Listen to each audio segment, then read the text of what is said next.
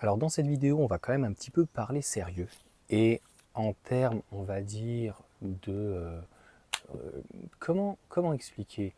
Et il y a des véhicules où il y a des constructeurs où on a en fait une obsolescence programmée.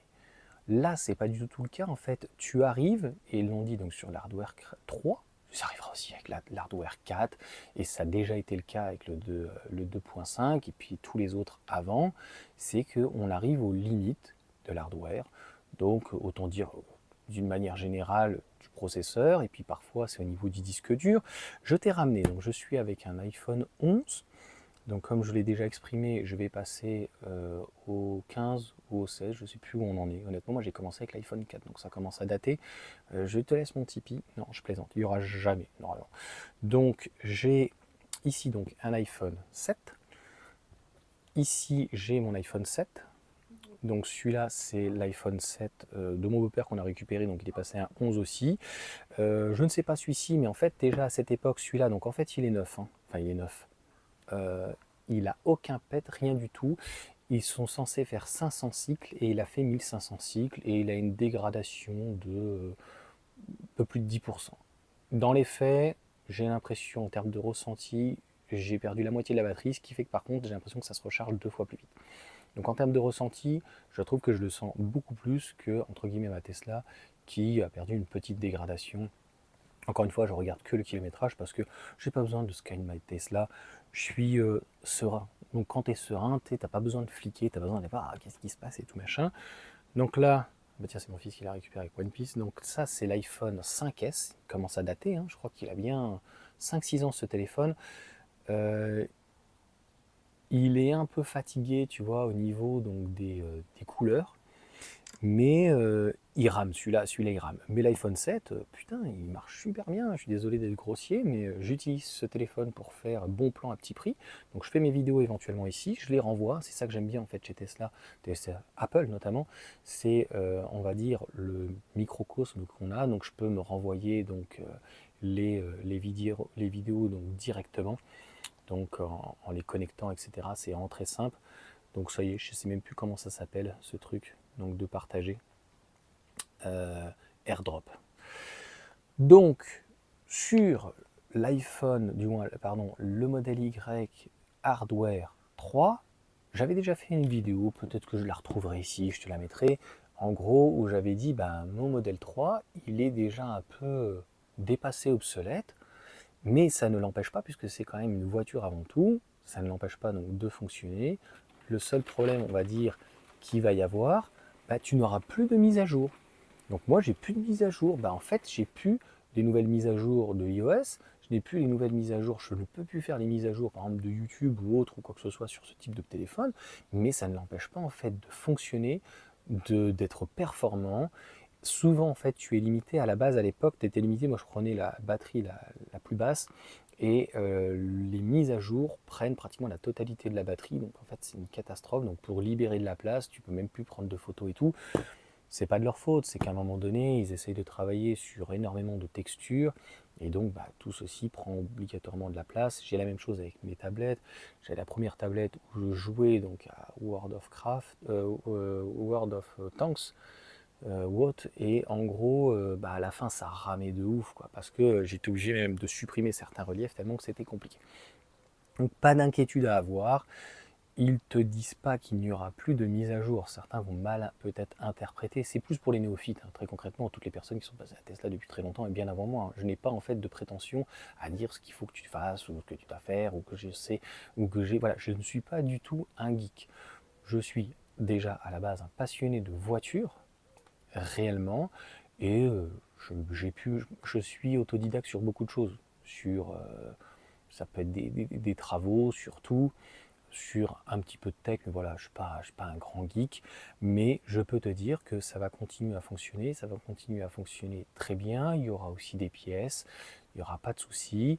La seule chose, c'est que, bah, par exemple, on va dire la qualité des images qu'on a eu sur l'Hardware 3, donc avec les 1,3 mégapixels au niveau donc en dessous des rétros, et l'amélioration en fait de la qualité de l'image qui a été entièrement travaillée, retravaillée, ils sont en train de te dire juste il n'y aura plus ça. C'est-à-dire qu'un traitement d'image, différentes mises à jour en fait d'amélioration ne pourront plus se faire parce que l'hardware est arrivé lui-même à ses limites.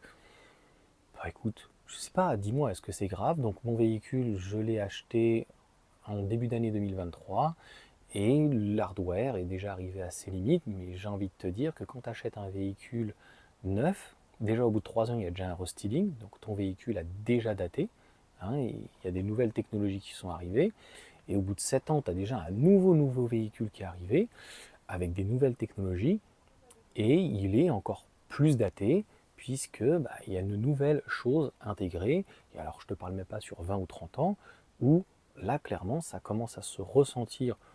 Si le style est bien fait à l'extérieur, ça peut aller, mais alors à l'intérieur, tu te dis, waouh, qu'est-ce que c'est extrêmement plastique, qu'est-ce que c'est ce contour, ce machin. Donc, franchement, ce n'est pas très grave. Cette vidéo, elle est plutôt pour démystifier tout ça. Donc, les gens qui ont notamment des modèles S, si tu veux, qui ont 10 ans, ils ne se posent pas de problème. Il y a des mises à jour encore pour certaines choses, pour des bugs, pour autres, mais il n'y a plus d'amélioration. Donc encore une fois, est-ce que c'est grave? Par exemple, demain sur un hardware 3, il n'y aura peut-être plus une mise à jour sur Tesla Vision par exemple. C'est-à-dire que dès qu'il y aura la caméra à l'avant, eh bien il y aura, et puis la qualité d'image qui est au-dessus par rapport au niveau des mégapixels sur l'hardware 4, et puis le 5, enfin il ne s'appellera pas comme ça, ils ont dit, mais en gros le 4, 5, 6, etc. Eh bien, les améliorations dessus, encore une fois, ne seront pas apportées de la même manière, donc tu seras en fait limité. Ça a été le cas avec les Matrix LED. Voilà, donc on a eu les Matrix LED, et ceux qui avaient des modèles 3 donc, avant, qui n'étaient pas équipés, pour le coup, n'ont pas eu donc, cette amélioration. Honnêtement, je pense que le plus important, lorsque tu achètes ta voiture, tu l'achètes même neuve en l'état, à un moment T.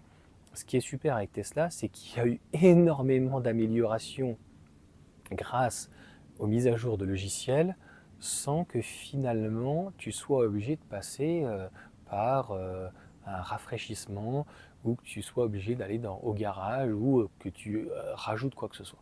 Moi j'en suis donc extrêmement content. Je suis extrêmement content de la marque Apple que j'ai depuis à peu près 15 ans et depuis que je suis passé donc à Apple après Samsung, donc c'est fini. Je n'ai jamais eu et tout, les tablettes et tout, ça marche trop bien. Ça fonctionne Tesla comme Apple. Tu as un bug, pouf, t'appuies, tu fais un reset. Là c'est pareil, tu vois, c'est déjà arrivé, il ne veut pas démarrer, tac, tu lui fais un reset, tu lui fais un reboot et tout. J'ai aucune contrainte. En fait, c'est ça clairement qui est le plus important.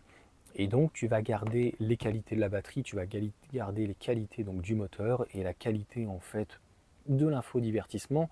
Tu n'auras logiquement pas de dégradation, sauf sur certains qui ont pu râler sur le fait qu'il y aurait des avertissements ou que notamment David, lorsqu'on a discuté avec son i208, craignait notamment lorsque tu es avec l'autopilote qui viennent t'avertir. Alors déjà, je tiens à rappeler que s'il t'avertit, c'est entre guillemets à cause de l'Union Européenne, des États-Unis, etc. Parce qu'en fait, ils ne veulent pas que tu enlèves les mains.